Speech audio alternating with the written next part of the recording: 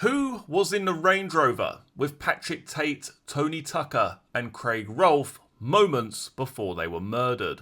Recently, it has been suggested that an eyewitness account of a man seen travelling in the back of the Range Rover points the finger of guilt squarely at Michael Steele. In this video, we're going to take a look at that eyewitness account and ask the question, who really is this individual? So let's take a look at the following police statement here. Now, this was given by Raymond Wright on the 13th of December 1995, and he states the following. On Wednesday the 6th of December 1995, my wife and myself attended a funeral, and as such we left our young son at my mother's house in Pitsea. The funeral we attended was in Reigate, and I had to drop my wife and mother-in-law off in Hornchurch. After this I carried on to Pitsea, where I picked my son up. The route that I would travel from Pitsea to Tulse Darcy includes the A130 from the Sadler's Farm roundabout to the East Hanningfield turnoff. I do not know exactly what time it was that I picked my son up, but I am aware that I arrived home in Tulse Darcy around 19:20 to 19:25 hours that evening. As I was travelling along the A130, I went through the Rettendon Turnpike in the direction of Chelmsford when you come through the Rettendon village and into a de-restricted road area. The road then goes into a series of bends on a decline on the road. Because I'm a regular user of the road, I am aware that on these bends there is situated a farm shop and a gun club on the right hand side of the road, and I am aware that there could be vehicles waiting to turn right. As I entered this decline, I became aware that the vehicles in front of me had slowed down. This would have been around 250 foot earlier than I would have anticipated stopping. I slowly caught up with the vehicles in front, but I had to brake quite heavily in the end because I had anticipated that any vehicle would be turning into the farm. I then stopped in the line of traffic, and I believe I was either 2 or 3 cars from the front of the line. I believe I was stationary for approximately 10 seconds when an oncoming vehicle left a gap for the vehicle that was turning right to cut across the traffic. As it did, I could see that the vehicle was a 4x4 vehicle, and because of the shape of the rear of the vehicle and a grille over the rear lights, my immediate reaction was that it was a Range Rover. I believe that the vehicle was dark in colour, and I think it was possibly green. I don't know why, but I think there was at least 3 people in the vehicle. There may have been 4. I was aware there was a driver of the vehicle who was in the dark, and a person who was sitting in the rear of the vehicle behind the driver's seat. This person, who I believe to be a man because of his size, appeared to be bigger than the driver. He was wearing a light fawn-coloured upper garment. As the vehicle started to turn, I got the impression that the person in the back looked over his shoulder in the direction of the Rettendon Turnpike. The vehicle then went into a farm track that I did not know existed. I then continued my journey along the A130, and because I wasn't aware of the farm track, I looked down the track and I could see the rear of the vehicle that had turned into the track, but I do not remember seeing the reflectors of any vehicles in front of it. I then continued my journey home. I believe the time that this incident occurred would have been between 1850 and 1900 hours, because it normally takes me about 30 minutes to travel home from there. I don't believe I was more than 2 cars behind the Range Rover, so when it turned I would have been no more than 30 foot from the vehicle. I had a clear and unobstructed view of the vehicle for a period of approximately 2 seconds whilst it crossed in front of me. Although that area of the road is not lit, there was lighting from vehicles coming from the opposite direction. At the time I saw this, the traffic was quite heavy, especially traffic travelling towards Southend. I do wear glasses, but this is not necessary when driving. The man in the fawn-coloured garment in the rear of the vehicle appeared to be sat tight against the window. Now, some people believe that the individual being described in the back of this Range Rover is in fact Michael Steele, and this lends some credibility to the word of Darren Nichols.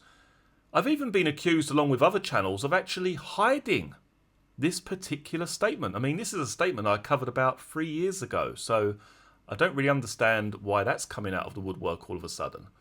But anyway, back to the topic in hand. Why don't I really give any credibility to this particular statement?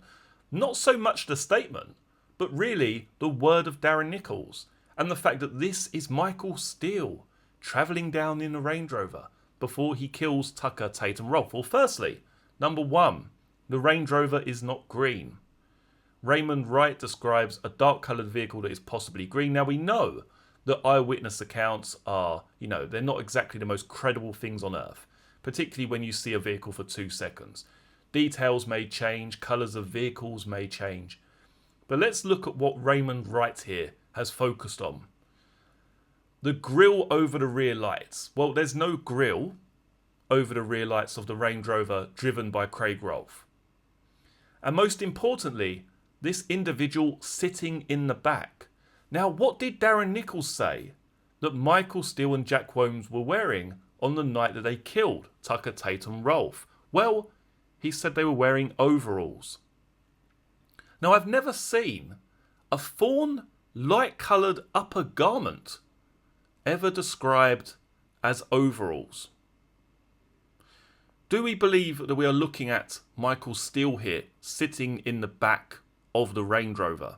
A dark-coloured Range Rover, potentially green, with rear grills over the lights, including a passenger in the rear of that vehicle wearing a light fawn-coloured upper garment.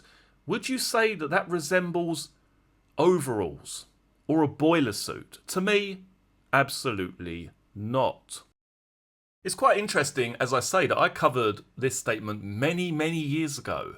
Yet this statement, along with Sarah Earp's statement of seeing a vehicle parked near her house, which was on a completely different road, we've covered this in a previous video.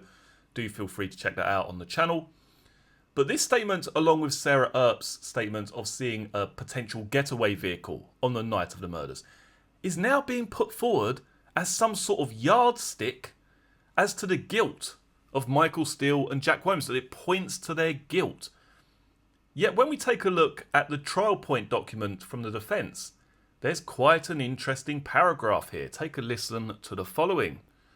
Raymond Alfred Wright, statement 13th of the 12th, 95, and bearing in mind this is written from the defence here, observes a Range Rover enter the lane between 1850 and 1900 hours, which he claims had rear lamp guards.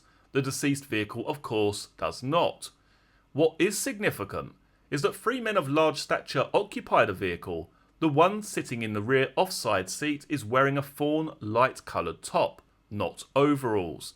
Exhibit September 13th, page 172, is a photograph of Nichols and Steele together, where Nichols is wearing such a top. So it's no good coming out with this grandiose, this statement proves that Michael Steele was heading down the lane. If anything, it actually looks like Darren Nichols is travelling down in the Range Rover, doesn't it? There's a photograph that exists with Darren Nichols wearing a fawn light-coloured top.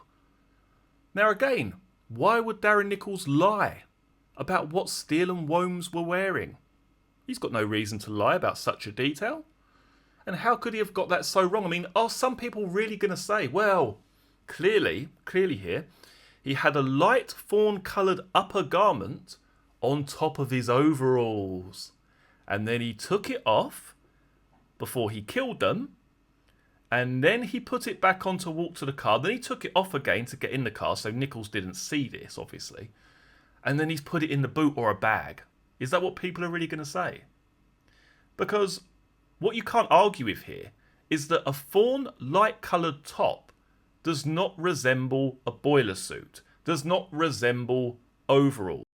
Now, just so there can be no confusion in terms of what Darren Nichols claimed Michael Steele and Jack Holmes were wearing on the night of the murders, let's take a look back at Darren Nichols' official police statement. Here I'm going to read out a couple of paragraphs where Darren Nichols is describing the night in question. He states the following. We stopped in a lay-by near the Halfway House, which is a pub restaurant on the A127. When we stopped in the lay-by, I got in the car with Jack. Mick was going to the Halfway House. We got to the far end of the lay-by gates and we swapped drivers. Jack was to swap the number plates. I got my feet wet. Jack was wearing overalls and wellies. I remember the wellies more than the overalls because they were new. And then after the murders, he mentions the following. From the Rettendon Turnpike, we went down the A130 to Southend. Then at Rover traffic lights, I turned left. Straight to the bottom of that road, we turned right, then took another right turn on or 2 roads later. As we went up that road, there was a pub on the right-hand side, the Hungry Horse or Hungry Hippo, something like that. I drove into the car park of the pub and parked next to Mick's Toyota. They got out and I was still sitting there. Mick had opened up his Toyota and told me to go and get in, which I did. Then they were getting changed sort of thing. Mick was taking off his wellies and overalls, taking his overalls off over his wellies, then slipping his shoes on. Boiler suit and wellies were put in the pickup truck, and Jack did the same. So clearly here, Jack was wearing overalls and wellies. Mick was wearing overalls and wellies. He took his overalls off over his wellies. Very descriptive. Then slipping his shoes on. Boiler suit and wellies were put in the pickup truck, and Jack did the same. So clearly here, both these individuals, according to Darren Nichols, are wearing overalls. Boiler suit, overalls, whatever you want to call them. Most certainly not a fawn light-coloured upper garment.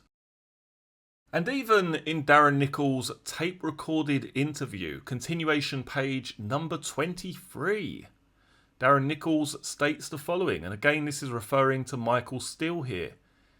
He took them off. He took the overalls down like, over the wellies, and then sort of like, pushing your jeans down over the top of your boots, and then took them off and slipped his shoes on.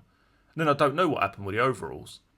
So, in no way, shape or form has Darren Nichols ever said that either Michael Steele or Jack Womes were wearing some kind of light fawn-coloured upper garment. Referring back to the official statement given by Raymond Wright and his eyewitness account, I do find his eyewitness account quite interesting for a number of reasons. Number one, it's fairly detailed. This is a person who clearly uses this road on a frequent basis. He's aware of White House Farm and also the gun club situated on the right hand side, but he wasn't aware of the small lane where he sees the Range Rover heading down. Also interesting is the fact that he mentions potentially a green Range Rover.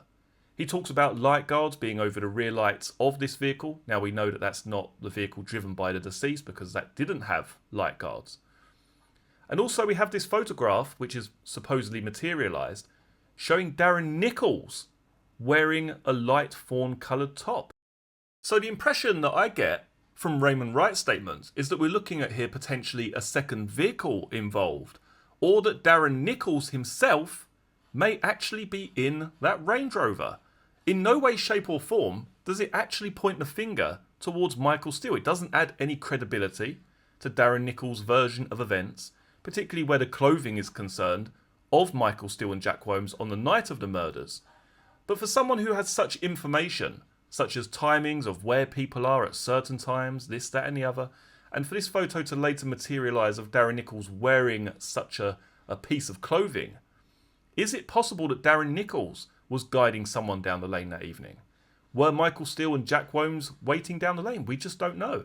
I mean, many people get this idea that I'm somehow flying the sort of innocence flag for Michael Steele and Jack Womes. I've made it perfectly clear in a number of videos that I have absolutely no idea who killed Tucker, Tate and Rolfe. I just look at the statements and I give my own personal interpretation. I'm not twisting anything. I'm not choosing to discuss certain aspects and not discuss others. I mean, as I said earlier, it's even been accused that I've hidden this statement, which is absolutely ludicrous. I mean, this doesn't actually lend credibility to Darren Nichols' version of events in any way, shape or form. For some people who maybe don't follow the case that closely, they may say, well, maybe the person that Raymond Wright was viewing, maybe the person that they were describing, was either Tucker, Tate or Rolfe. But we know that each of those individuals was wearing a dark jacket. And it's clearly a point that this individual has remembered. He's remembered the light guards over the rear of the vehicle, and it's stuck in his head that he's seen someone with a light coloured top. Yet none of the individuals in the Range Rover, as in Tucker, Tate or Rolfe, were wearing such an item. So that does give us the impression that A, either a second vehicle is involved here, or B, this is a separate individual in the Range Rover wearing that item of clothing, a light coloured top. Let me know your thoughts down in the comment section below regarding this statement. Do you feel that there's a second vehicle involved here?